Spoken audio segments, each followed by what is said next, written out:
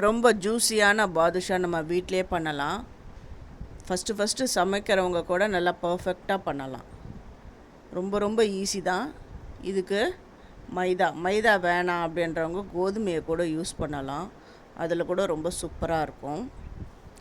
First அது இந்த லைட்டாக சோடா உப்பு, அப்புறமா ஒரு சிட்டிகை உப்பு,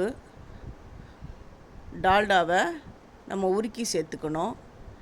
எனக்கு டால்டா வேணாம் அப்படின்றவங்க நெய் கூட உருக்கி சேர்த்துக்கலாம். நல்லா அந்த 5 விரல் அதை தான் யூஸ் பண்ணணும். ரொம்ப அழுத்தமாலாம் நம்ம பிசையக்கூடாது. இந்த 5 விரலில் கொஞ்சம் ஜென்டலாக கலந்து வச்சுட்டு ஒரு 5 நிமிஷம் 5 to 10 மினிட்ஸ் கூட வைக்கலாம். அப்படியே ஈர துணி போட்டு அப்படியே மூடி வச்சுடுங்க. ஒரு 10 நிமிஷம் கழித்து மிதமான அந்த ஹீட்டில் தான் அந்த பாதுஷாவை பொரித்து எடுக்கணும். பொரித்து எடுத்துட்டு அந்த ஜீரா ஒரு கம்பி பதம் வரணும்.